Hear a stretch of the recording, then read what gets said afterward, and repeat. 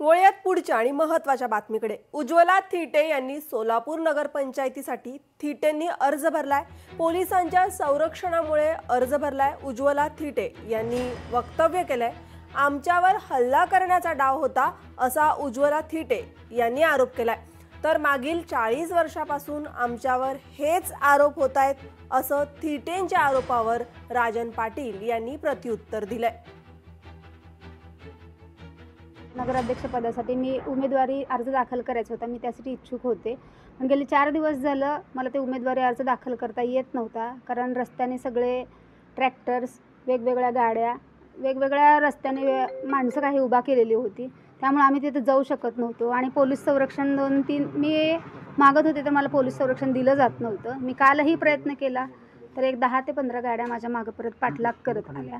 त्यामुळे काल मी police station, Mohol police station येथे खूप त्यांना विनवणी केल्यानंतर आज PI सर हेमंत शेंडगे यांच्या नेतृत्वाखाली त्यांनी भरपूर मला सहकार्य केलं। त्याबद्दल हेमंत शेंडगे सर तुमचे खूप खूप मी आभारी आहे की त्यांनी पोलीस संरक्षणाचा ताफा आम्हाला दिला आणि आम्ही सुरक्षितरित्या तिथे गेलो। तिथे आम्ही उमेदवारी अर्ज दाखल केला।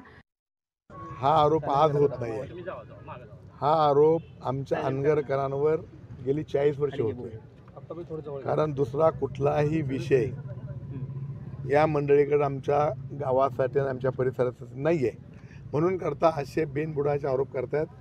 आता सकाळीच तुमच्या काही मित्रांनी मला बाईट द्या म्हणले, तेव्हा मी म्हणलं मी बाईट देण्यापेक्षा तुम्ही इथं या आणि अनगर भागातल्या सर्व जाती धर्माच्या लोकांच्या बाईट घ्या, मी माझं समर्थन करणार आहे।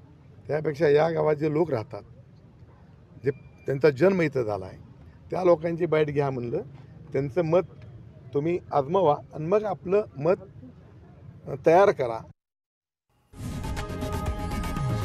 लोकशाही मराठी ऐका, पहा, जागरूक रहा।